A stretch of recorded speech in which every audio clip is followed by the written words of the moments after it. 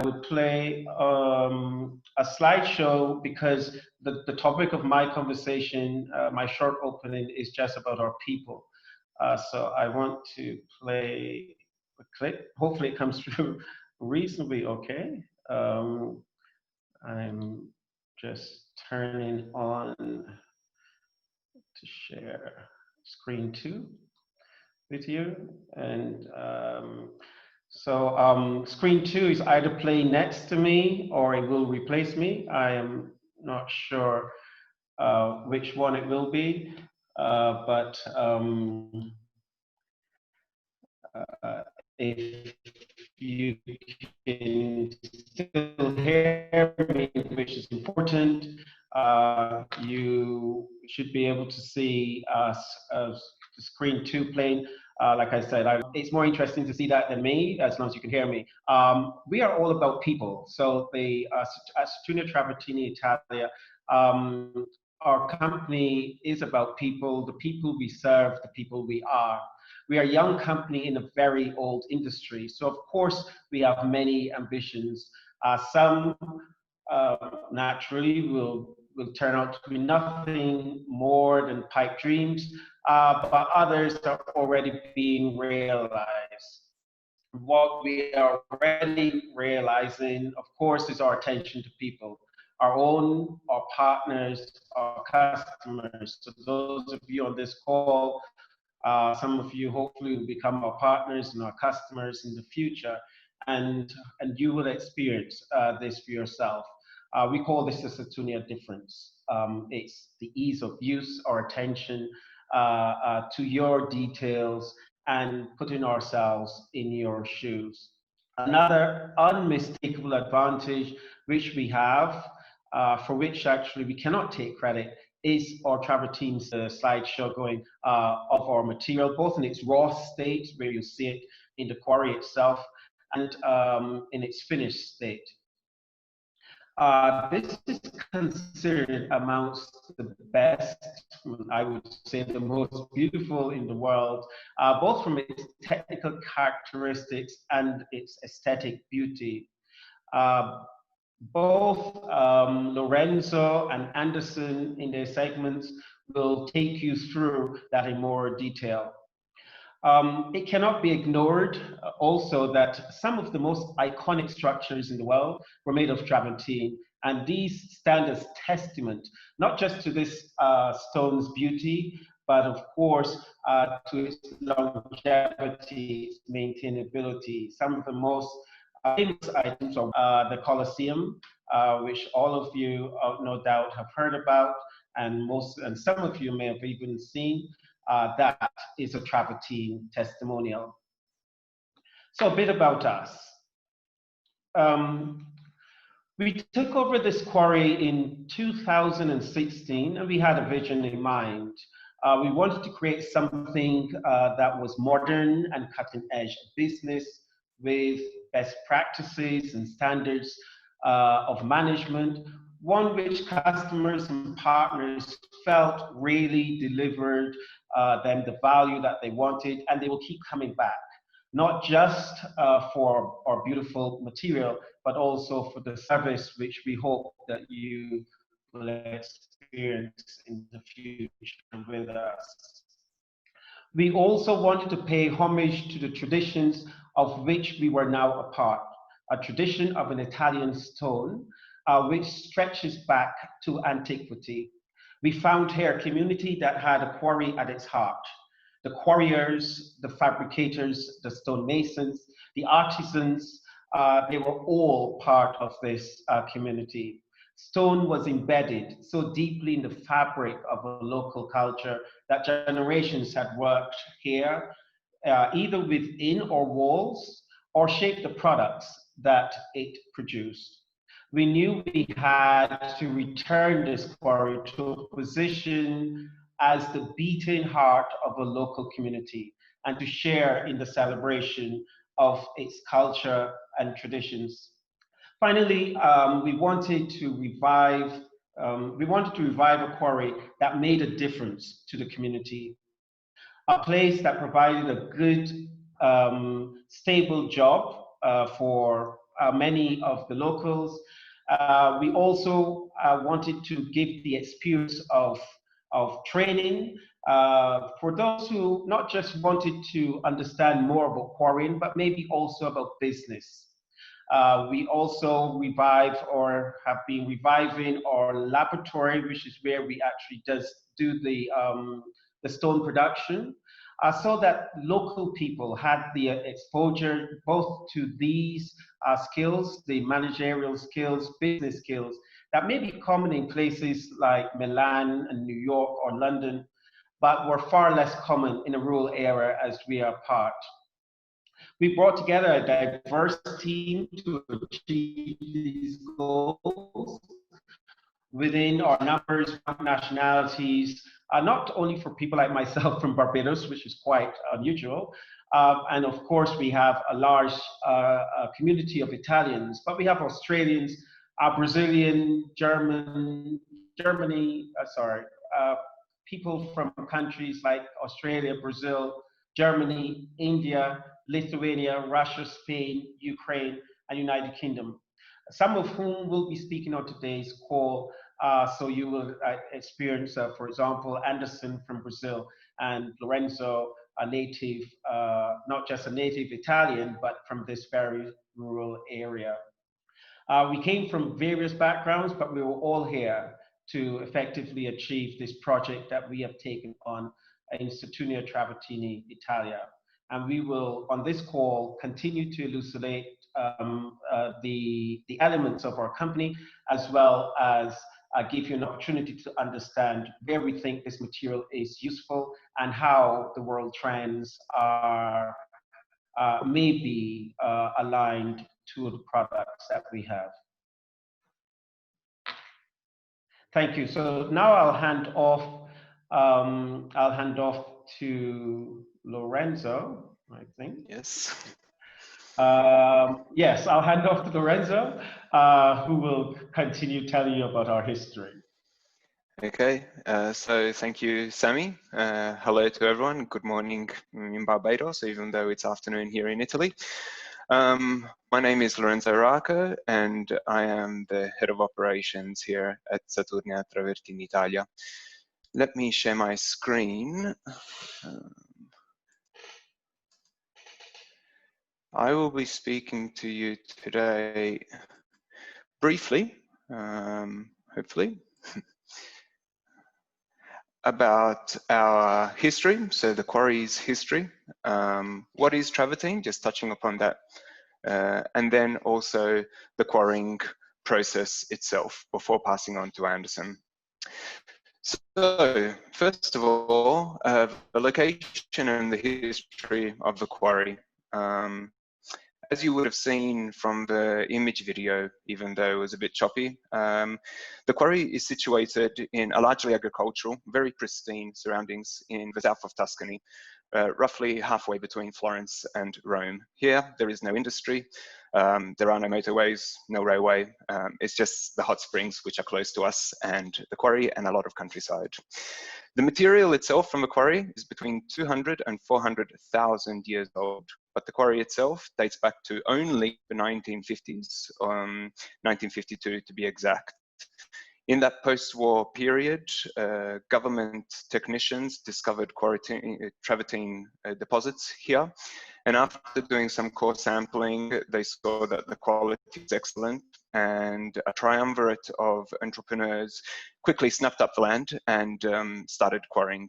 However, they were local entrepreneurs, they didn't have a lot of financial backing, and in the 1960s, which was a period of economic boom in Italy, the quarry was sold to the state. It became state-owned, and the state spent a lot of money here, principally in creating a factory on site, which works the material directly here. So we quarry on site and we bring the material upstairs where we produce the tiles and the cut-to-size pieces for various different projects that we're working on at any one time, and then ship them around the world. The quarry thrived for many decades. In fact, it grew to employ more than 120 people, which for this sparsely populated area is very big. But then in the 1990s, the quarry was privatized again, and unfortunately, through a series of mismanagements and also a lack of investment, this quarry, well, it diminished a little bit, let's say. However, the material stayed the excellent quality material, and also the quantity. There is still a lot of material to quarry. This led to Samuel Waith buying the quarry in 2016, as he said, and the creation of Saturnia Travertini Italia. This was the first time in the quarry's history that an international management took over. Before, they were all simply just Italian. And Saturnia Travertini Italia now has a long-term project with a major investment drive, particularly, as Sammy was saying, this cutting-edge technology, bringing 21st century technology to the age-old art of stone cutting. Which leads me to what is travertine. Here you will see 3 pictures of the nearby Saturnia hot springs. They're world famous. I think even CNN voted them the best hot springs in the world a few years ago. They're just 2 kilometers away from where we are, but this also shows you how travertine is formed. Travertine itself is a sedimentary limestone rock formed by the rapid precipitation of calcium carbonate at the mouth of hot springs. In other words, this mineral-rich hot water comes out of the ground. As it comes out, it cools and it releases the calcium carbonate, that layer upon layer over the millennia. It builds up, it compresses, and it hardens. This same process also gives the travertine its major characteristics, which are its porosity, as you can see in the second picture, and its veining, as you can see in the fourth picture. We've put these photos next to them just to show you how you can actually visually see how this travertine is formed. However, it does take hundreds of thousands of years to get to the material we quarry nowadays.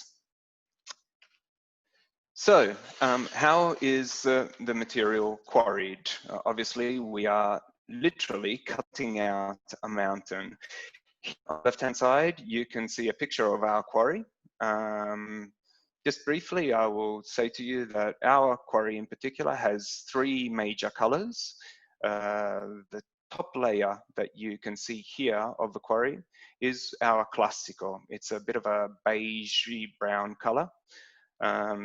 Below it, there's a whole series of what we call Etrusco, which is reference to the Etruscans who lived in this area before the Romans a long time ago. This is a particular type of travertine. It's grey, which is not very common. It's a beautiful type of travertine and it's quite unique to our quarry. And the bottom part is what we call a bianco maremma, white. From this area, Maremma. It's not exactly a white. Again, it's a lighter beige color because travertine has these warm sort of tones to it. How we work it? Well, to cut the mountain itself, we use an oversized chainsaw, which you can actually see here. It's a 4-meter chainsaw, obviously custom made for this industry, which cuts the base of these cliffs that you can see here. Once we cut the base of the cliff, we use a diamond wire saw, which you can see here, to cut the side and the back of what in Italian we call a bancata. We can maybe say it's a bench of travertine, usually about 8 meters high, 10 to 15 meters wide, and 3 meters deep. Once that is detached from the mountain itself, we then use an excavator to topple that bench, that bancata. In fact, here, I will show you quickly a bancata falling. In front of it, we have put earth cushions, just as is a word, to cushion the fall. And once that is done with an excavator, we literally just push over that bench of travertine.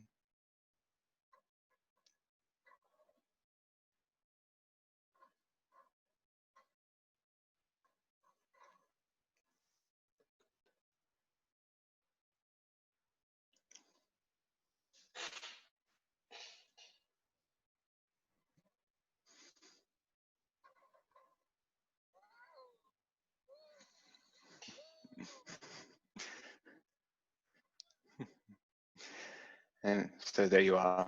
Someone got very excited to see that, but it's a very big piece of material, so it is quite impressive to see one of these things fall. So here we have the travertine walls, as you can see, and the second and third picture are a bancata after it's been toppled. Once it's been toppled, we further section it into blocks, which are usually about 15-ton blocks. That again is done with a diamond wire saw, so manageable blocks, let's say, which, as you can see here, then with our wheeled loader, which is possibly the most important piece of machinery on the site, it brings up these blocks. In particular, here on the right-hand side, you can see our etrusco, so what I was saying before, the grey. Beautiful block, actually, if I may say so. It brings it upstairs to our lab, where then we cut them into slabs. And those slabs are then cut into either tiles or cut to size pieces, depending on what the orders are. And that's the end from me. Thank you. I'll now pass on to Anderson, who will actually be speaking about the product itself.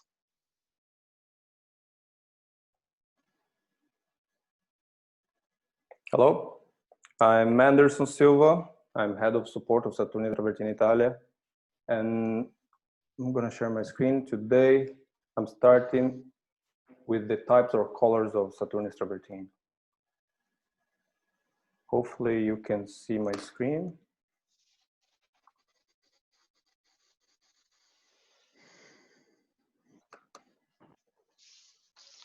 Yeah, so basically we have three colors or three types of travertine coming from the same place, from the same mountain, as Lorenzo said, and every color is located in a very specific part of the mountain. In this case, Monte Merano Classico is the one at the top, right? And that's the first layer that Lorenzo mentioned. It's all about this material. That's the first one that we see when we start excavating. And Monte Merano is actually the same, the name of the town where we are based. And we keep the name to connect the customers to the community. It's very common to see customers talking about travertine like Roman travertine or anything like that. And we need to make sure, we make sure using the name of the town that this is a Tuscan travertine. We do not offer Roman travertine from Rome. And these are the two cuts, the vein cut at the top, where you can see literally self-explanatory, you can see the veins, and the cross cut at the bottom. Travertine Etrusco refers, of course, to the civilization, to the old civilization which populated this area that we call these days Tuscany. And again, we want to keep connected to the history of this place. And the Etruscans specifically, they were very, they contributed a lot to what we are able to do with the stones these days. Travertino Bianco Maremma. Bianco is an Italian word, means white. Maremma is the region. The area is a very extensive area in southern Tuscany, which it's a very touristic place. And of course, we want to help in general the community. And of course, we use the name for these purposes to attract tourists to the place. These are the formats that we call the best formats that we are able to produce. The formats are pretty much standard, these ones, but of course we can produce different ones and cut to size. But the best formats are based on the machine capabilities that we have, right? So which means that literally we can produce those dimensions in a very consistent way. So we do not have, for example, if we have a project ongoing for a specific dimension of those, we can produce that without any problem, without delays, while a cut to size will decrease the lead time because, of course, it's more laborious. Travertine Etrusco crosscut, book match idea. Normally, it's very common to see book matched in marble world, right? You see marbles in some places where they use the whole wall in a book match. And travertine is also an option. Right, in this case, it's a very beautiful piece of stone, You basically, what we do, we change the position of the stones, and the drawings, they match each other at the vein, and you can install on a wall, and the result is similar to this one that you can see. We also help the customers in case you have a book matched project ongoing. Best use of our material, of course, is for external application, of course, for types. This project is a project in Denmark. The Trusco was suggested by one of our partners in the country, and then they came to the quarry, they inspect the stone, they made the selection because of its tonality and of course the quality. And then we provided a mock-up for them. They installed the mock-up on the wall, and then they decided to go with a Trusco, of course, because of the quality of the stone. The winter in Denmark is very aggressive, and the qualities, of course, it's very crucial in this case for external applications, where specifically for frost resistance, that should be high, right? And we have tests that prove the quality of the stone that I will present as well in the next slides. And of course, interior application as well. We did this project in South Korea. The conversation started in 2017. We were selected for supply about 2,000 square meters of travertine for this internal application for a brand new medical center in Seoul. This is Iwa Female University. That is the largest female educational institute in the world and one of the most prestigious universities in South Korea. And as we all know, the construction rules in South Korea is very strict. And the country, basically, they have very many rules, the tests that you have to submit the stones to be able to build, especially a medical center like this. And then we gave our tests, we presented our tests, and they made their own tests locally, and the stones passed by all of them. And then we finalized the project in 2018, and by November 2018, and they inaugurated the university, the medical center of the university in February 2019. The quality promise, as I said, we have 3 reports that normally we give to the customer once we are talking about a specific project, and we need to know the quantity and everything, but that's the first step when talking about the quality of the stone itself. Every report here refers to a specific stone, so we have here Bianco Maremma, Classico, and the Trusco, and we give that to you so that you can compare, of course, with the other ones if that is required.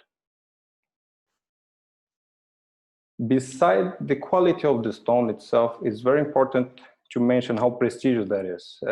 Sammy just mentioned at the beginning, the Colosseum. Many people, when they have undermined the Italy in general, they have this image of this big structure, but in fact, very few people know what the Colosseum is, the structure. They don't know that it's travertine, in fact. The Italian travertine is considered one of the best travertine in the world, and the historical use of travertine just prove that. So these are places completely built using travertine, and it's a very, very privilege to be part of it, to offer a material that creates value because of his historical usage, right? As well, the pricing policy. This is a project registration form. Normally, when a customer comes to us talking about a project, we try to capture everything that we can about the project itself, right? So this form helps us to understand some critical details that we need to know in advance before any pricing discussion. So basically, we believe that there are a couple of details that influence the decision. And one of the details is how the materials are presented, how you present a specific material. So for example, if you bring in front of an end customer, which is the case, the various materials from different suppliers and you expect them to make a decision, the decision would be based on the price itself, right? While if you spend some time more to study the stone that you have in your hand, to bring together how prestigious this piece of stone is, the company history, the community history, all of that combined with the service that we do, that we supply to you, because, and this form is a part of a service as well, because this helps us to help you. And all of that combined creates a very good impression and a very good impact. Therefore, the pricing, it's basically the last point of the conversation. Yep, thank you very much.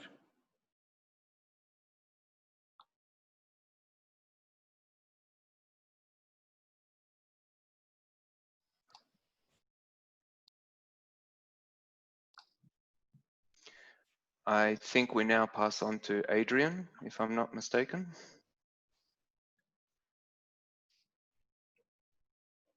It seems that way, yes. Okay, just trying to start up my tech here. Hi, my name is Adrian Waith, CEO, CIO, not CEO yet, I haven't murdered Sammy just yet, of Saturnia Travertini Italia. I'm responsible for ensuring that you get what you want, that everything is running smoothly, and if successful, and sorry, when successful, you never see me, or may not even know I exist. If you get to the end of a project and someone calls my name and someone says, who's that? Well, then we've done a good job. That means everything's ran smoothly, you've seen what you needed to see, you've received what you needed to receive, and it's done the job it was meant to do. So how do we do that? As Anderson said, one of the first things we do is we send this form out, gathering information on particulars of your project. Of course, that's just the tip of the iceberg. We go through a full KYC, as we would call it, know your customer process, where we gather as much information as there is to gather. So we start to get the understandings you have about your project so that we can best respond to your needs. Of course, when you engage with us, you know what you want, but we don't. We try to close that gap as much as possible over time, and using this information to ensure that we do deliver what you need. Not just what you need, but when you need it, how you need it, and keep everything running smoothly. A part of knowing what you want is being able to communicate with us about that. As we move forward, we'll understand the details of what you're trying to do with the material, and in some cases, you might even advise that there might be better ways or better routes to get this done. We collect this information starting with our client managers like Ernest, who's on the ground. He'd be continuously engaging with you, having conversations with you, following your progress along and any issues you might have. The client managers then in turn work with our delivery managers. Our delivery managers are sort of the glue that holds everything together, that do all the coordinating. They'll not only engage with Ernest, other client managers around the world, but also directly with our production.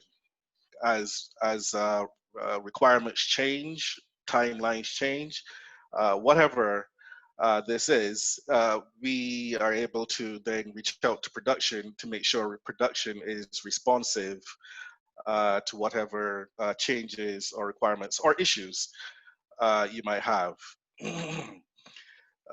Depending on how your organization is structured, we may have or engage our delivery managers talking to maybe your engineers. They're not, our delivery managers are not engineers, but they know the material very well, better than I do. In fact, they've got decades of experience dealing with the material in all types of uses, and so they know what the material can and can't do better than anyone else can suggest.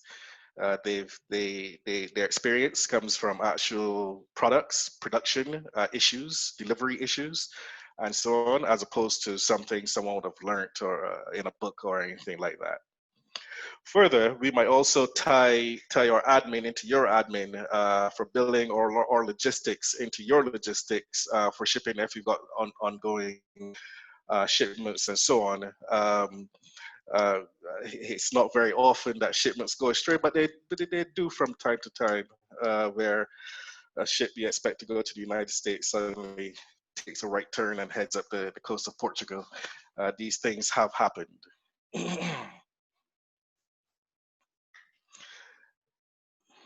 And along with that, once we're able to do this throughout the process, we can determine how best you need deliveries done, whether that's just in time, whether we're stockpiling on or near site, or some other mode.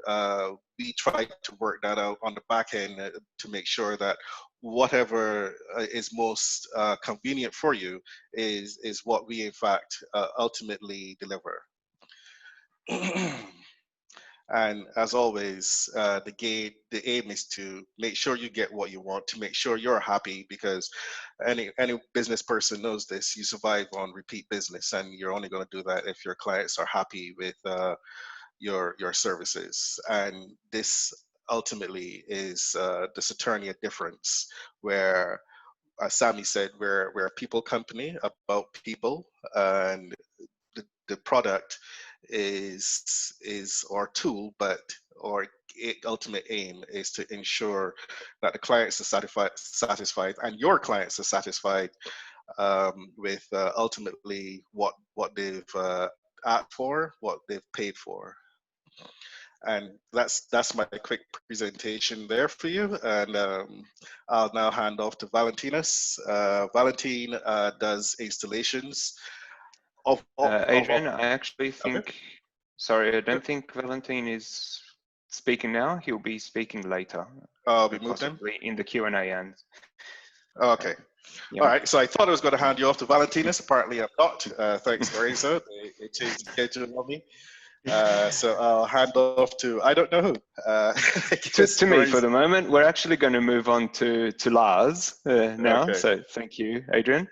So I'll just quickly introduce everyone to Lars Krukerberg, although I'm sure that many of you already know who he is. It's an honor for me to present him. He's one of the CEOs of Graph Lab. Together with his partners, he set up Graph in 1998 in Los Angeles before opening offices in Berlin and Beijing. He has worked on innumerable projects, from urban renewal and social projects to large-scale commercial and residential architecture. Thanks to our mutual passion for travertine, we have established a close working and personal relationship, I would say. In fact, we will shortly be embarking on a design collaboration with him, so stay tuned for that. But today, he has been gracious to accept to take some time out of his busy schedule to speak to us, and I'm sure that you'll all be delighted to take this opportunity to ask him some questions after his talk. So without further ado, thank you, Lars, and over to you. Thank you, Lorenzo. I hope you understand me well. Greetings from Berlin to the other side of the world. I think I've never spoken to people in Barbados yet, so this is a new. It's great, actually. I haven't been to the island, which is unfortunate. I've been to other Caribbean islands, actually did some projects, hotels usually, and I fell in love with the Caribbean, so I hope I get to see your island at one point. Sammy promised that he would take me one day. Just to know, this is not a commercial thing for me. I'm not paid to do this. Lorenzo's right. I love travertine, always did. I studied in Florence, and as has been said, I started my company in America. And I got to know Sammy and Lorenzo and Adrian on my 1-year sabbatical. I did a sabbatical in Rome, in the German Academy in Rome. And we had been talking and working when I was there quite a bit. So I'm glad to do this and share a little bit of insights, maybe from my point of view as an architect, talking to colleagues, what it means to me. I hope you can see my screen. I hope this is okay. So yeah, let's talk travertine, what it means for the architect. Again, Graft, my company started in Los Angeles. In '98, we started our office in Berlin, where I'm currently sitting in, well, sort of lockdown. Germany is easing up pretty quickly now, actually. It's almost frightening, but it seems to work. And we started in Beijing in 2004. As a side note, basically all the office was in lockdown home office. It worked well. Because we have an office in China, we knew that this is serious. And before it even came to Germany, we prepared for the home office already. You know, we witnessed the SARS infection some years ago in Beijing with our office. So the good news is it can't be beaten if you take it seriously, which luckily the German government did. So we're sitting in Berlin, and 3/4 of the office is filled again. So we're working. And we start working with Saturnia Travertini, which I'm really excited about. But let's go through the properties. As you can see, we did already some kind of conceptual work for Sami and Lorenzo. So you see similar images. What Lorenzo was saying is actually true. It's not a coincidence that I have similar slides here.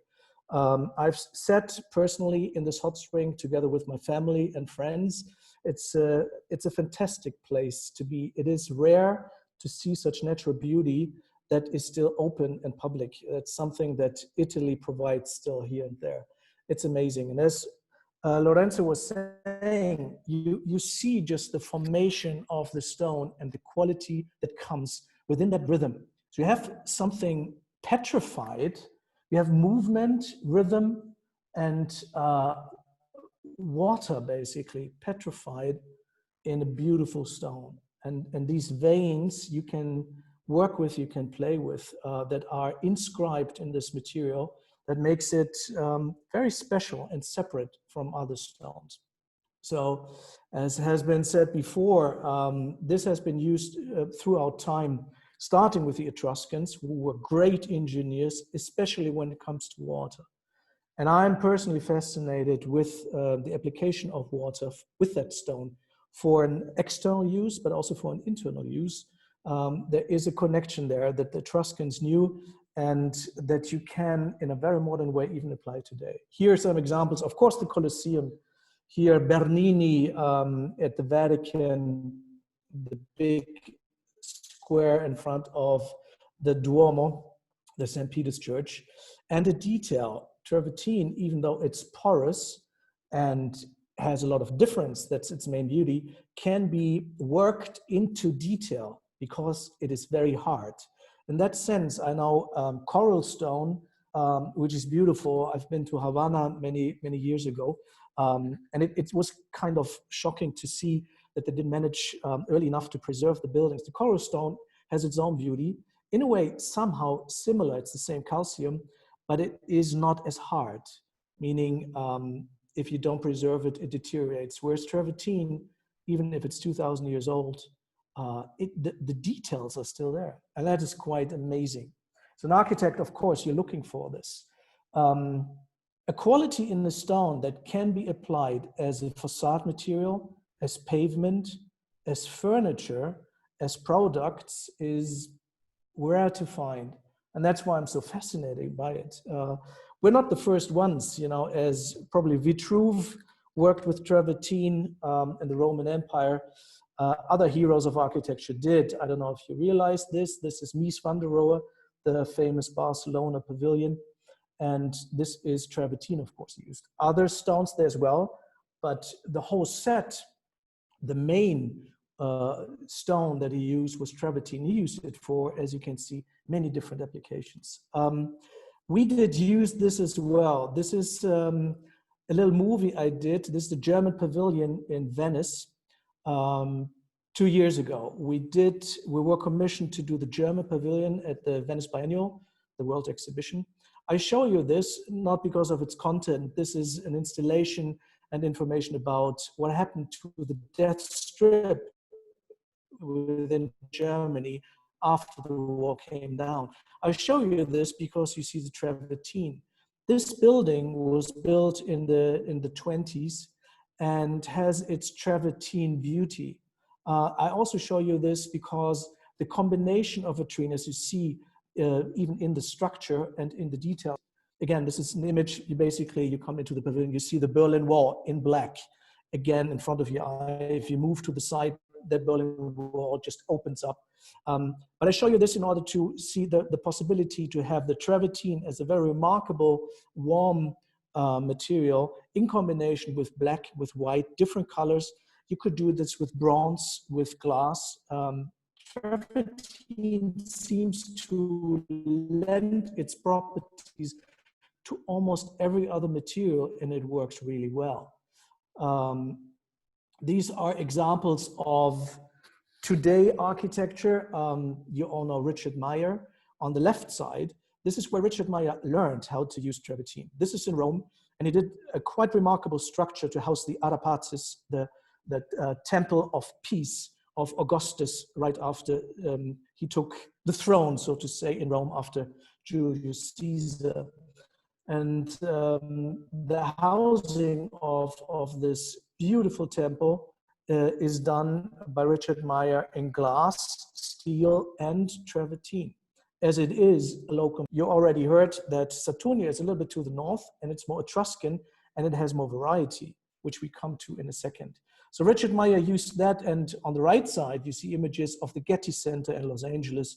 I was there when it opened. It's quite remarkable. What he learned in Rome, he applied then to Los Angeles on a grand scale. The property of travertine and being a material that once you cut it, you can find surprises, but you never find bad surprises. So playing with smooth versus rough proportions, this is something that's really interesting. We were lucky enough to have our first project in Los Angeles to be able to work with travertine. These are a combination of houses we did with Brad Pitt. This is his studio. As you can see, the pavers here in the front, these pavers are actually leftovers of the Getty Center, and we purchased them and said, "So Brad, really travertine's a great material. Let's use this." You also see the combination with water. The plaster that we did here is filled with travertine dust in order to bring the project together. And then you see in the back a grand structure within the house. This is basically a rebuilt house. We kind of rechanged an existing structure from the 50s. We really liked it. And you see giant travertine blocks from Italy as a fireplace. The guest house, we basically designed with Brad a bathroom where you can see the interior application and the play of smooth versus rough, and even, I would call it furniture or appliances. This is, of course, luxurious. This is a giant bathtub chiseled to host the bodies of the people that actually do the bathing there. Back in the day, with a different bronze handles here, so everything there is a design from Graft and Brett, as he's very interested in design and is participating. We did a lot of designs with him actually. So bronze and travertine as a material is great. As you can see here now, the tub filling. The water in travertine has a particular color. It turns kind of turquoise. as you see in the images of the Fontana di Trevi, the same applies here. Water is even more beautiful. It's a bit, I guess, like the shores of Barbados. If you have shallow water and you have light, creamy bottom, like sand, you get incredible use of water, so it becomes even more beautiful. There was one question already asked: how do you salt material and also an age-old way how to seal the travertine? I'm not going into details here. You can do it in a clear way, so you still see the structure better, or in white. Here we actually used white, but this can be explained by the expert of Saturnia better. Again, an image of that studio with these walls with travertine dust, the floor with travertine dust and some charcoal, and then the structure of the chim itself. This you have been seen, but it is remarkable. I've seen a lot of travertine. The travertine that you've seen there was travertine from Tivoli. A lot of these quarries, which also Mies van der Rohe used in America a lot. A lot of these quarries are in trouble or closed. And what they don't have, and that was new to me, and it's quite exciting, are these travertine that not only have more structure, and depending on the cut, you can enhance the structure even, so it becomes almost like an abstract painting if you wanted to. It has the inclusion of volcanic ash. As you know, Italy is a volcanic active country, still is. You got in these sediments, of course, thousands of years old, as Lorenzo said, you get these gray quality, and this is quite remarkable, and you only find it there. When you work with travertine, surfaces become interesting. Rough or smooth, yes, that's easy. It is interesting and something that we are consulting Saturnia with, how you can even enhance the beauty of that stone in a very different way. So these are all works in progress, but these are images that we're discussing with them in order to show the possibilities as a creative person that you can have with that particular stone. I'm very much excited, always have been. As you can see, I'm interested in the past, but only in the past where it was revolutionary. This is what people don't really understand, that always think about classicism or even antique architecture as something we have to copy. No, I don't think so. I studied architecture to reinvent the world if possible, because architects work on the nexus of technology and being human. Meaning we want to reinvent, but there are principles you can apply that the elders or architects before us already knew. But we have new possibilities of technology. So if you go into software, you know, amorphic shapes, you can do a lot. You can become, as an architect, a sculptor again. 500 years weren't really sculptors anymore, at least 300 years. Now with technology, we can be. So on the left side, I was really fascinated by just the random cuts that I found there in the production side. So these are slabs that they put down, and the sawing the tiles basically create patterns randomly, but they're beautiful. Now, if you do this with a design, you can create incredible forms, shapes, depths with that. And this is just a beginning of, this is not our design, these are just examples of where you can go with stone. I mean, you see a couple of marble applications here as well.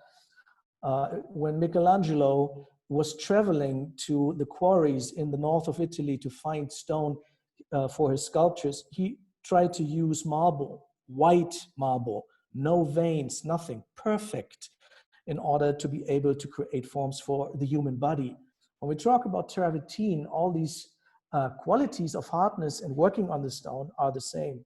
What it doesn't have is this cleanness, but you could also say the austereness or coldness that marble has. Travertine, for me, is always warm. And that is something for materiality, I think that is important, especially in times we're living today, where I think in terms of trends, we will see a new trend of enhancing our home, seeing our home in a different way, being sheltered and feeling secured in your home. we see trends of materiality that we trust coming forward again. Steel is great, as is glass. It won't go away, but I think there will be a new appreciation for wood for many purposes, but also for stone. And in my opinion, travertine has this quality of giving you a homey feeling. I don't know, it sounds a little cheesy, but it's actually true. It is a stone that can be worked in tremendous modern ways, as you can see, but it will always make you feel that you can trust this material and you can use it for anything. I stop here with this image, which I took from a stone that was on display there. When I was there, I told Lorenzo and Sami, I want this big slab. I hope they haven't sold it yet, because for me, this is a painting done by nature, by Mother Nature. Maybe you believe in God, then yes, it was painted by God. It has an incredible richness and beauty to it. And this is something that Saturnia can offer. So I leave you with that. I'm fascinated not only by the material, but by the professionalism and the love and careness that they're having at Saturnia, which is rare. You're living in a country that is the best in the world, I would say, still is, for thousands of years of cutting stone. You won't find anything better than Italian stone cutters. But now you also combine that with a management that thinks globally and thinks modern and cares about this. You get a good package. And I can guarantee from what I've seen as an architect, how they work, this is a great company to engage with if you're interested in the materiality. I certainly am. So thank you. I basically stop here and have to give you basically back the screen, I guess. Yeah, thank you very much for the opportunity to speak to you. Okay, so thank you, Lars. I hope everybody appreciated that. If anyone has any questions for Lars, now is the moment, because we're going to move over to question and answers. And maybe if we have questions for him first, that would be good. Then we could also let him lead. I know we have 2 questions, so maybe as people write their questions down, we can start answering these first 2 questions, even though I think Lars kind of touched upon them a little bit. Maybe the first question up, which is there a similar material naturally occurring in the Caribbean that we can obtain the Italian technology to develop a more local product? Sami, would you like to answer this question for us? It's funny you have Lars there, you asked me, but I'm not sure very much about stones occurring naturally in Barbados, but I know, of course, there's a lot of limestone, and we should, of course, as Lars did mention during his segment, that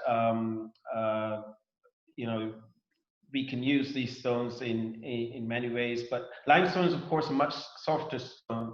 Travertine, because of its characteristics, behaves very differently to something as soft as limestone, or, as Lars mentioned, as hard as marble. However, I think what we are doing at Saturnia Travertini Italia, we have a presence now in Barbados in the likes of Ernest and Betty on the ground. And our intent is to deliver these stones, these Italian stones, because a stone is very much like a fruit, or a best example being like a tomato. A tomato tastes differently everywhere you taste it. The best tomatoes I think I've ever tasted in the world occur right here in Tuscany, and I've lived in many places. So the stones will always be different everywhere. I mean, as architects and engineers, you will know that too. So it's just saying the obvious. But we are deploying our stones to be available in Barbados. Ernest is there on the ground, and the intent is that we would make our stones available to you and to your projects. Okay, thank you, Sammy. The next question, maybe Lars did actually touch on this again, so thank you, Lars, for that. But we also have on the call Valentin Zedunov. He is responsible for our sister company, and he deals with installations. So maybe Valentin can answer the next question. Does travertine have to be sealed to be used on the exterior? I note that it's used in the Trevi Fountain and other exterior facades. Valentin? Yes, hello, my name is Valentin Zelenov. I am the director of the Saturnia project. It's a part of Saturnia Travertini Italia, and the main activity of the company is the installation of travertine and the construction works. So to answer the question about the sealing the product, actually, yes, you can seal it or you cannot. The excellent physical and technical characteristics of travertine, it allows the use of travertine in the tropical climate like Barbados. For better and for longer uses, it's good to seal it for sure, not only the facade. For the facade, I would say you can seal it once in 10 years, not often. For the floor, you can seal it more often. There are several specific waterproofing products which you can use, and this product protect the stone from the water. It's if you apply this product, it becomes completely water resistant. And also it's protect the stone from oils and dirt. It will be much easier to clean the travertine after impregnation due to poor adhesion of the treated surface. And dirt particles will not be fixed on it. It will be easier to clean. The product is deeply absorbed into the stone, and the thinnest film is formed. The stone become resistant also to freezing temperature if you use it, for example, in the climate like Russia or Denmark. Yeah, if you have more questions, Okay. I'm ready to answer. Yep, great, thanks. I will go through the questions that are here, but I might skip to another one by Gordon. For Lars, maybe you could answer this one. How does travertine compare generally to marble and granite? Yeah, okay. I touched a little bit on that before, but if in terms of hardness, I think you can say, yes, there's nothing harder than granite, maybe porphyrio, which is very rare. But granite is probably the hardest stone you can get. Then you go to marble, which is also very hard, and you get to travertine. The thing with travertine, though, is it is less hard than marble and granite, but it's still very hard. I try to make this point showing images, basically. It's quite amazing if you look at how good travertine in Renaissance palaces or even Roman structures you can see today, how good the quality of even details are. It's quite remarkable. So it's a very reliable and durable product.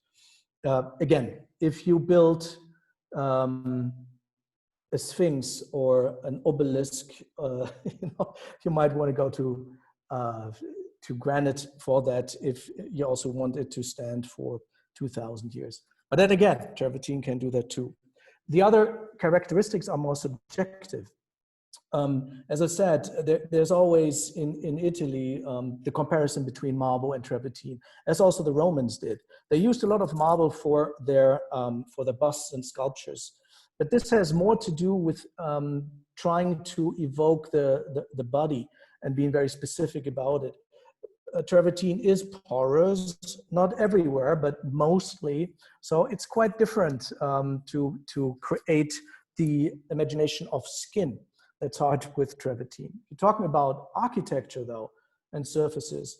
In many applications, this is not either or. It's like you have to know what kind of stone you use for what kind of purpose.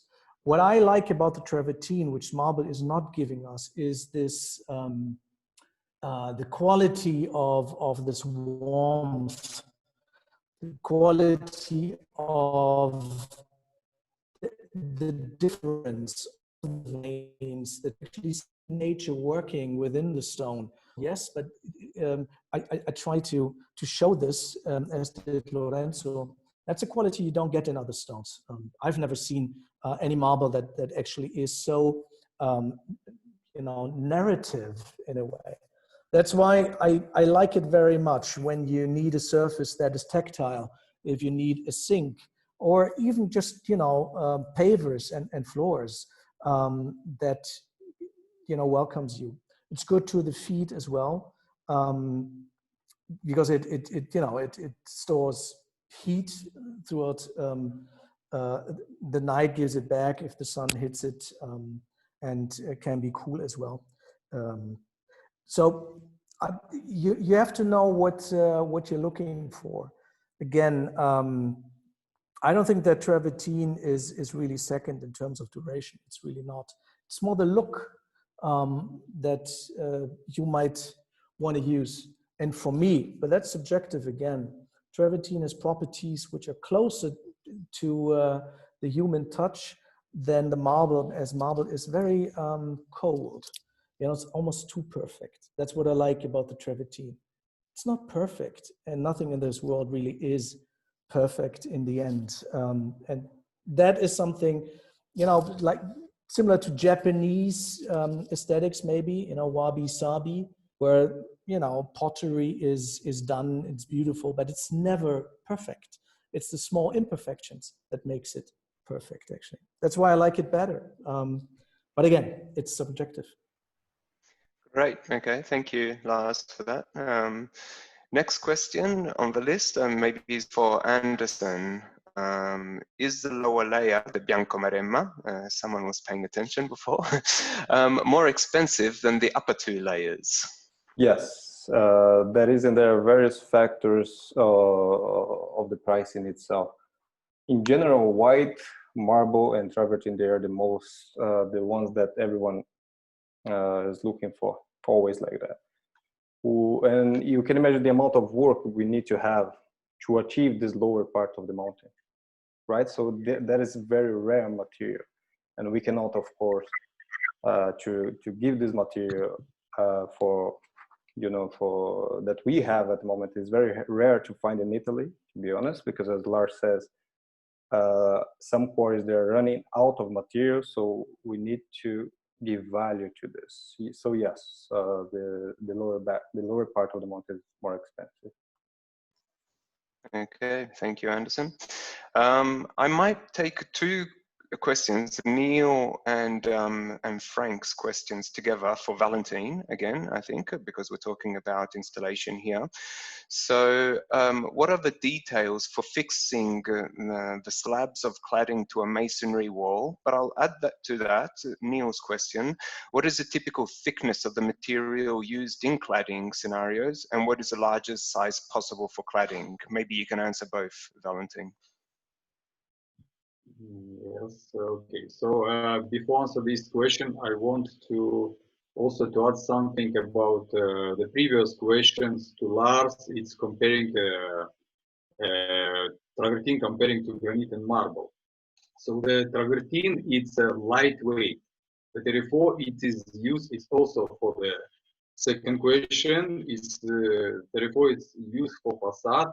It's very good. It's very nice finishing material for walls. Make installation much easier and cheaper comparing to granite and marble. And travertine is a soft and pleasant to process stone, which make it more attractive with respect to the granite. And it's easier to make the geometrically complex products.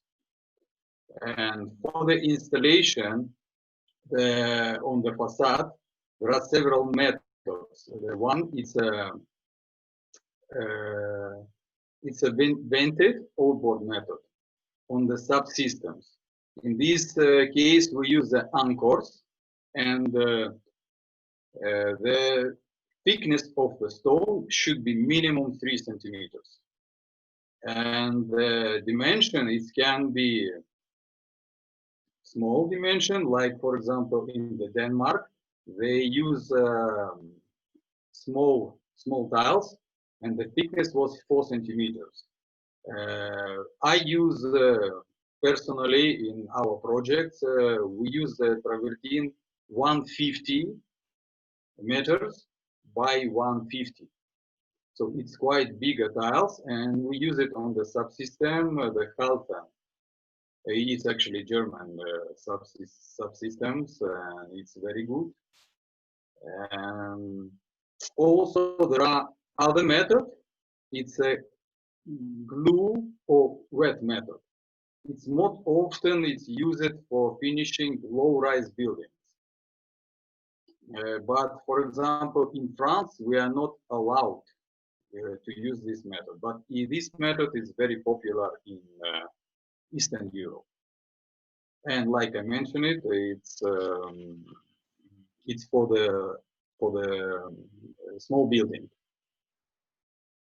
Yeah. Okay, great, thank you. I see that Kevin would like to ask a question to Lars, but wasn't able to put it onto the Q&A. Yeah, what I thought was interesting, Lars, I'm a little familiar with your company.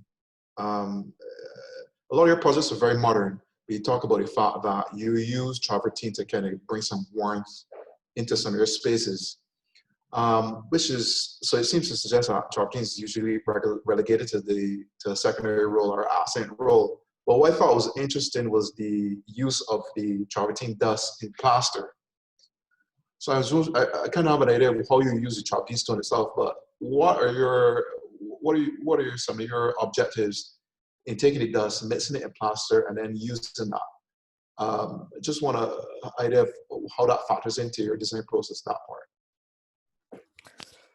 Well, basically as an architect, right? If you conceive a building, I think architects tend, rightfully so, to try to see the whole picture.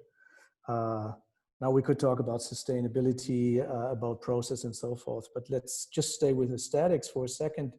When we introduced travertine there, we actually used, these were 2 buildings we were working on, refurbishments that we completely, in a way, deconstructed and then re-narrated. We gave them a different meaning and different aesthetics while keeping their original composition in a way.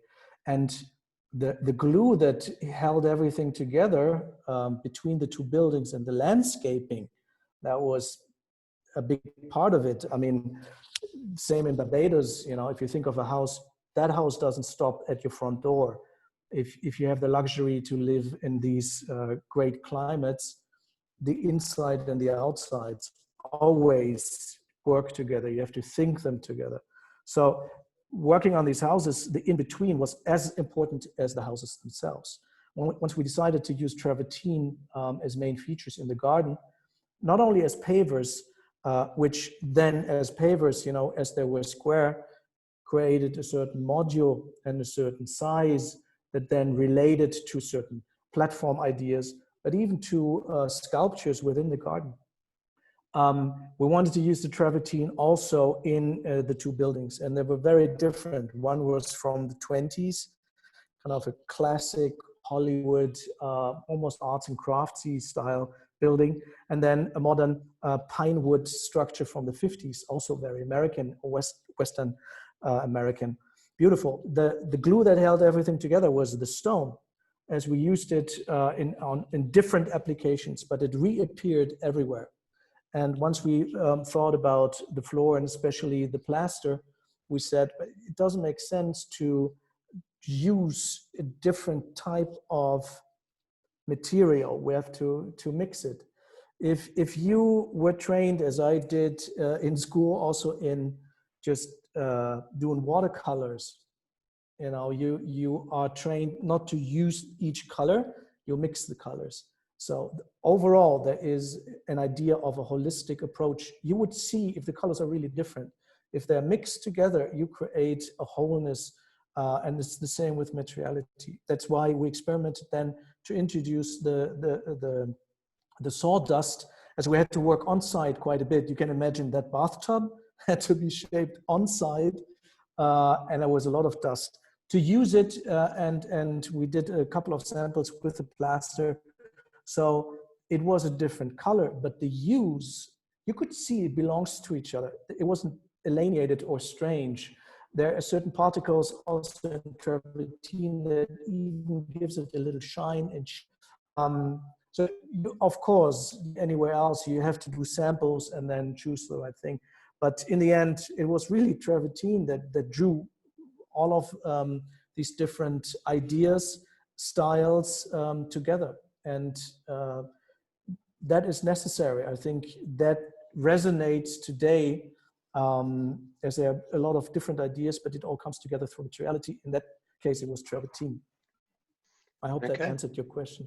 Yeah, thanks a lot. Okay, good.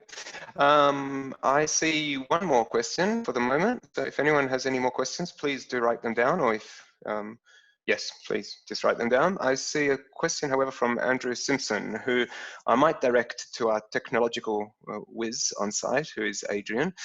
So Adrian, might we achieve the travertine look by using a 3D printer with light materials, possibly recycled plastics?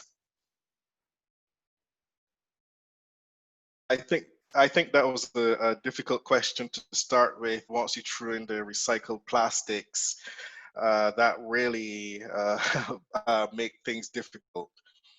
I've seen various instances of people reproducing tiles using various methods. Once you go down that route, you're basically looking at an engineered tile, and you're not looking at a quarry tile, which is fair enough. They have their advantages and disadvantages. The advantages, I guess, you could come to is cost, which they might be cheaper. But at that point, you're really not. You really don't have the same thing. You've got something that looks like something else. As for the patterning in such material, what tends to happen is that you either have to go down one or two routes, which is either trying to take a picture of a piece of travertine and then replicate it. Once you do that, you to sort of skew into different technological realms, you sort of go down the uncanny valley realm, where something looks close enough to the real thing to be understood to be what it's trying to be, but still not close enough to not look like it's trying to be something else. So it's close enough, but not identical. And this is because you're replicating a pattern over and over. The only way to get away from that then is to go down the route of AI. And if you go down that route, then what you get is a little bit unpredictable. You might get a good result, you might not. And that is the nature of AI. You really don't know what it's doing until it's finished, and you definitely don't know if you're going to like it, especially if you want to put it in some sort of repeatable commercial process. 3D printing is still a little bit R&D. How you apply that to various situations is going to change. You mentioned plastics. Depending on your molding approaches and so on, you could end up with very different characteristics. You might get something that looks identical to a piece of travertine, but then you might have different mechanical characteristics. That said, I don't really think you can achieve the same result with the surfaces of plastic using travertine simply because of the construct of the material itself. Because of the construct, how the material is bound together, light will reflect on it in different ways. The chemical composition, this is done at a molecular level. You get down there and it becomes very difficult to control how your refraction and reflections go once the material starts to filter frequencies. So not to get too esoteric down there, but it can get very difficult. And the last point I would make on 3D is that, well, are you making a one-off piece, or are you trying to do that at an industrial level? Because 3D printers are very good at replication, but they're actually quite slow unless you've got many of them. Else your volume is going to be so low that your price is going to necessarily be very high to be able to cover your manufacturing costs. So there are pros and cons of everything. It depends on the situation that you're trying to fit into, and whether or not your market accommodates that. And only you would know the situation you're trying to do it. I understand the green drive, especially with a country like Barbados, who, like everyone else, has a waste issue and lots of plastics that we're trying to deal with more of paper products and so on. But I think if you were to go down this route, you would probably, it would be difficult unless you found the right approach and the right product. And I'm not sure this would be it. And this is not to try to spin up or spin down choosing travertine. This is just technical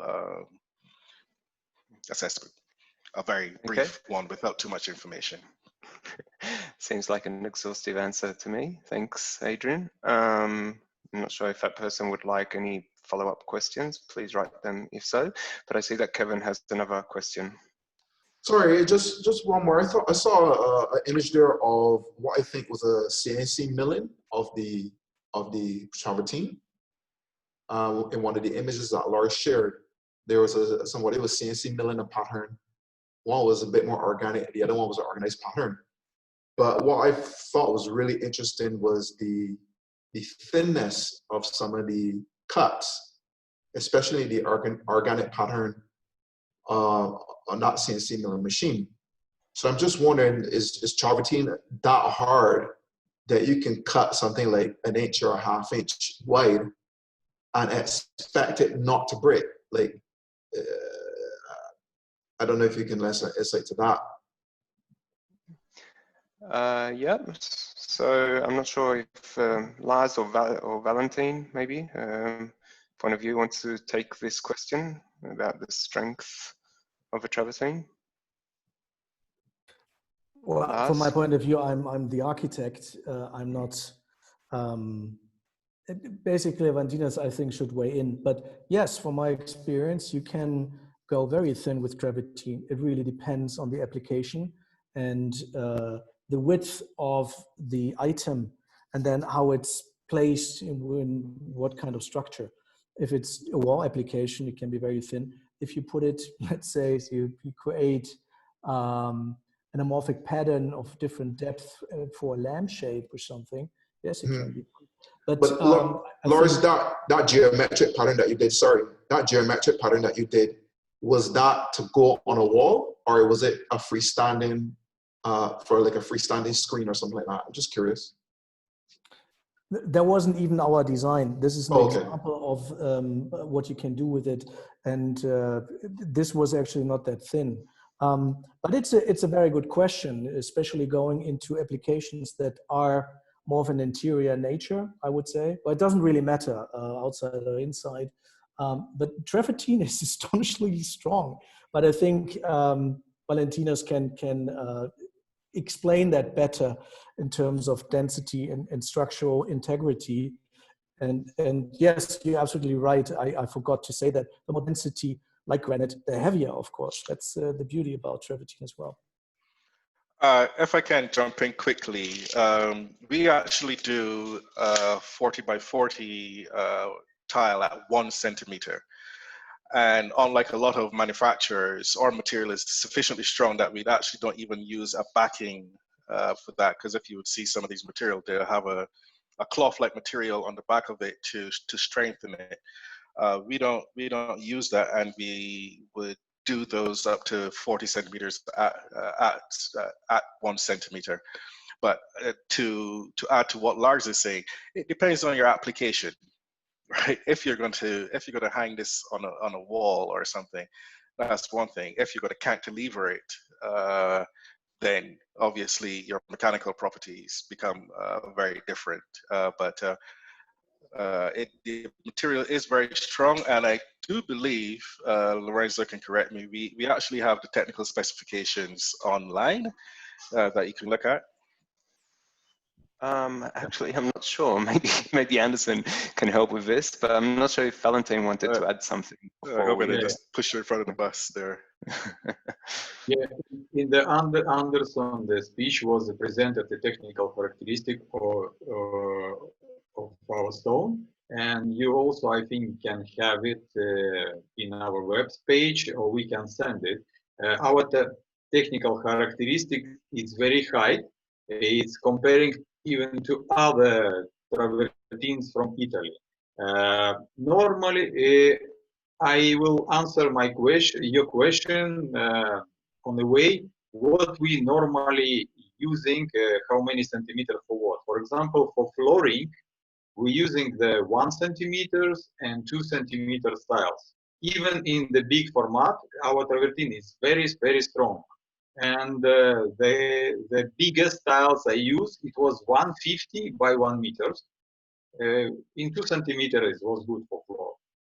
For the stairs or window seals, we use the travertine started also for the other decorative elements. We use the travertine thickness started from 3 cm. And for the facade, if we glue it, it can be 2 centimeters and even 1. And for the wall, inside in interior as well. And for ventilated, it started from 3 cm. And yes, it's soft material, but it's very strong. We have calcite inside, which is and we in our travertine we don't have a calc. So comparing to the Turkish travertine, it's strong enough. Also, the people think the travertine is not good for the cladding, for example, for the roads. But you can see if you in Rome, you can see a lot of roads is making with the travertine cladding. So if the trucks or big cars it's going on this road, I think that 10 centimeter it's a minimum thickness of the travertine bricks. Great, yeah. Thank you. Anderson, you didn't want to add anything by any chance? No? No, he replied to everything. Thank you. Okay, okay. So I see here that supposedly Neil's hand is up. Neil, do you have a question? I can't see your hand up, to be honest, but if not, I don't see any more questions. Neil is there. He's just on mute. Neil, you're on mute. You may need to come. I'm trying to unmute. There you are. I just unmuted you now. Okay. Yeah, my question was a little bit of a follow-up from what Kevin was touching on in terms of using it for the sort of cutting or the screen, potentially using it for like a screen with a decorative pattern in it. Can that be cut using a CNC machine, or I mean, what's the process? Because there are people locally who are like carpentry and other people like that who are cutting stuff locally using CNC machines, and I'm not sure if that type of device can do that or if it's a different device. In other words, do we have the capability here to do that without bringing in specialist equipment to do it? You know? Right. Okay, thank you for your question. I think Adrian might be the best position to answer that question. Am I on mute? Again, sorry, I don't know if I missed the top part of that question. What particular object were they making? It was Lars had shown a couple of images which had some organic shapes cut out of the material. The material maybe Right, looked the about, I etching. don't know, an inch thick or 25 mil thick or something like that. So this was etching. No, it wasn't Well, etching. well, both really. There was some which were etched or sort of engraved, and then there were some images which were maybe the material might have been, I don't know, about an inch thick, but where there was Right. sort of an organic pattern cut out of it. Well, in general, you can CNC pretty much anything, and you can definitely CNC travertine. Again, we keep mentioning the hardness of travertine, and understand that that's a relative statement when you're talking versus what? This is like versus marble versus granite, which are some of the toughest stones on the planet. So it's still a very, very hard material. So and you can pretty much CNC anything. So I think as long as you've got the right tooling, the issue always, again, CNC is a little bit like 3D printing, where your issue is mostly going to be speed. If you've got a lot of volume to try to handle, understand a CNC machine is going to do something one at a time and not very quickly. But CNC work on travertine it's a non-issue. It's something that's done all the time. Okay. And then there's a follow-up question where I think Lars showed the image of the Mies van der Rohe house, where it was, you know, there's these huge slabs of travertine used for like a bench. I was just wondering, in terms of pricing, would something be like that? Would something like that, you know, if for argument's sake you use the same volume in tiles as you did for the volume of the bench, would that be comparable in price, or is that if it was just like a rectangular cubic sort of bench, and you know, so you, for argument's sake, you might have a slab which is, I don't know, 30 centimeters by 40 centimeters by 2 meters long. You know, if we were using the same volume in tiles, are the prices comparable, or is the price go up? I think we've got Sabrina there on participants. Maybe she's a better person to answer. Yeah, Sabrina, are you there?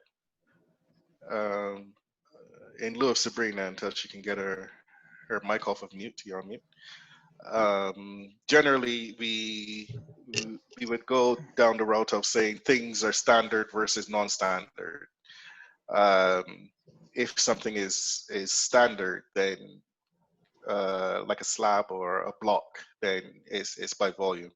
Once you start cutting, it depends obviously on the difficulty of the cut, how many cuts you've got to deal with, and the intricacy of those cuts, because those obviously push up the amount of time required, and therefore the cost. So in cases like that,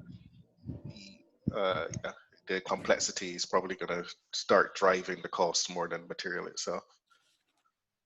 Is she there? Sabrina? I can see she's online, but she may not have the ability to speak. She just came off. Yeah. She just came off mute. Sorry. It's okay. Left me standing in front of the headlights there. Yes. They are two different kind of pricing. So the first massive piece has a cost because is difficult to manage. So bring the piece from one part of another and cut it.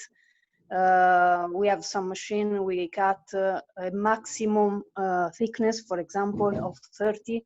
If more than 30 centimeters, we have to do a particular kind of work. So it's a kind of pricing. If we have to cover something with tiles, is a different price because it's easier. if they are standard tiles like those one Anderson presented before. If they are particular sizes of tiles or I don't know, a particular thickness, yes, we have to consider the particular work. So everything has to be considered for the price. I don't know if this can be the answer to your question. I think between Adrian and yourself, that was answered, unless Neil has a backup. Neil, I just wanted also, because you were mentioning the CNC machines, just also to give everybody a bit of idea, because there seems to be a lot of interest comparing travertine with marble and granite. CNC machines exist for travertine. They're exactly the same CNC machines as for marble. We here in our lab have the same machines that are used for marble. However, there are similar yet different machines, including CNC machines for granite. Granite has different sort of machines. However, marble and travertine cutting is done with exactly the same machines. Yeah, no, that's answered my question, I think. Thanks. Okay, great. To add a little bit more to that, what you would find, especially if you look at things like polishing machines or water jets and so on, what they will tend to do is simply change the pressures being used, like the settings on the machine, or as Lorenzo mentioned just now, if you're talking granite, then the particular tool might change, like changing the drill bit, but the machine itself, they all cut on the same machines. So, are there any other questions at all?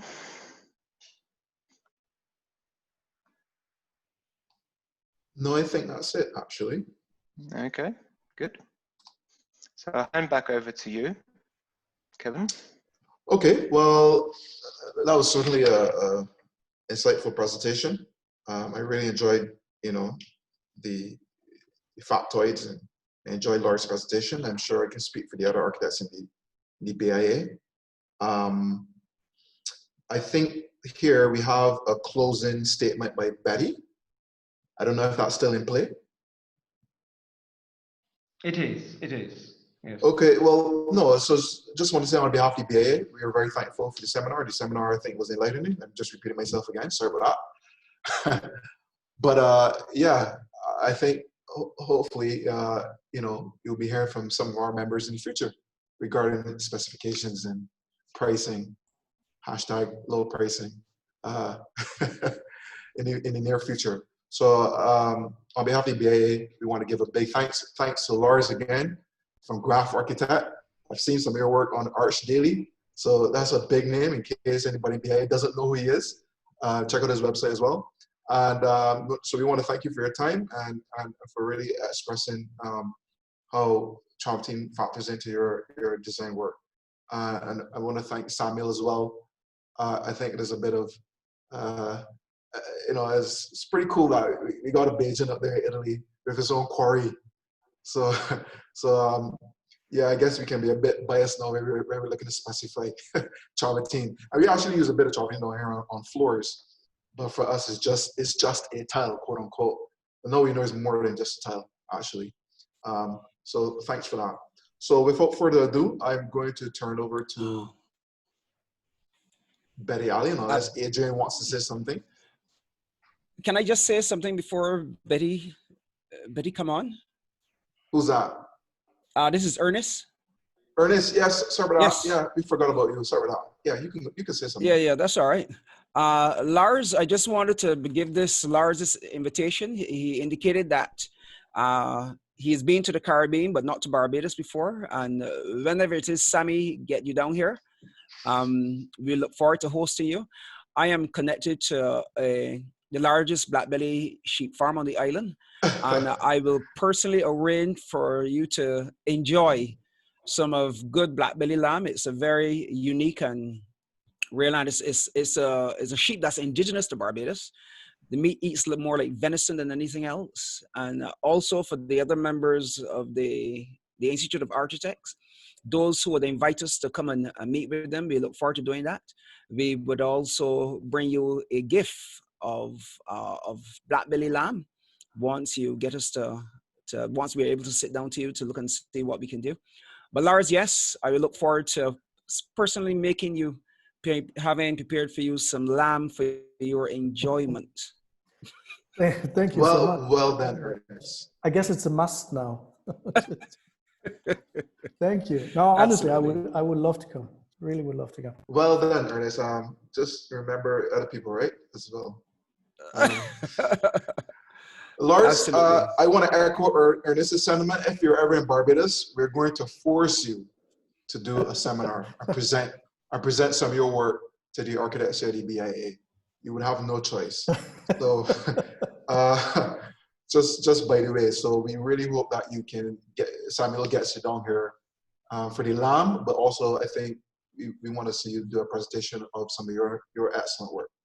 Well, I've already promised him, so it seems like it's going to have to happen now. You guys have really thrown fuel onto this fire. So excellent. So without further ado, I'm going to ask Betty to unmute herself and give closing remarks.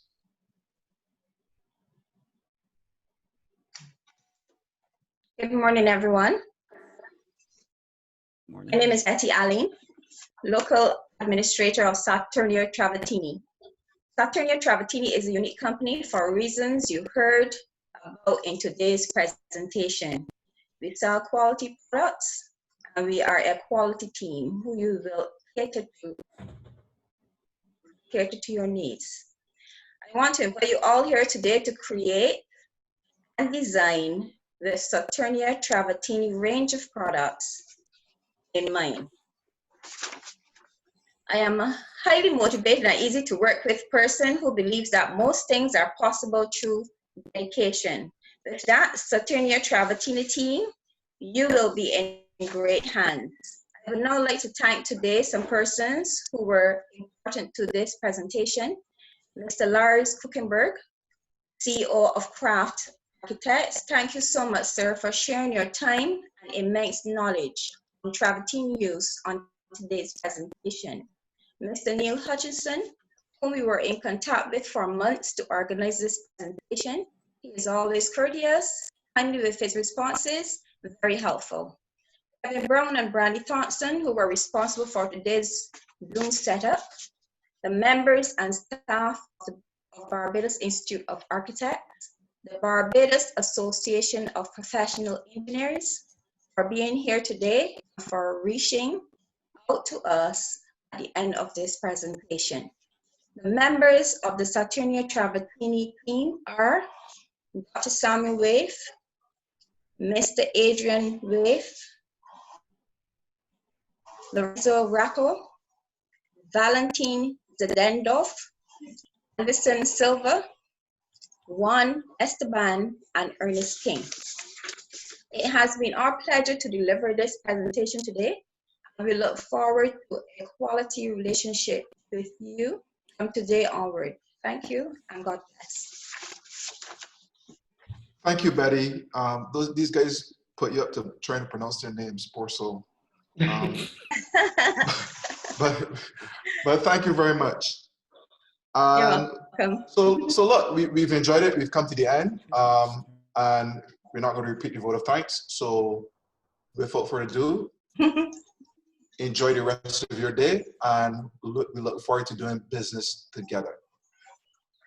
Thank you. Thank you very much. Thanks, everybody. Thank you. Thank you, everyone. You all are dismissed, so you can leave now.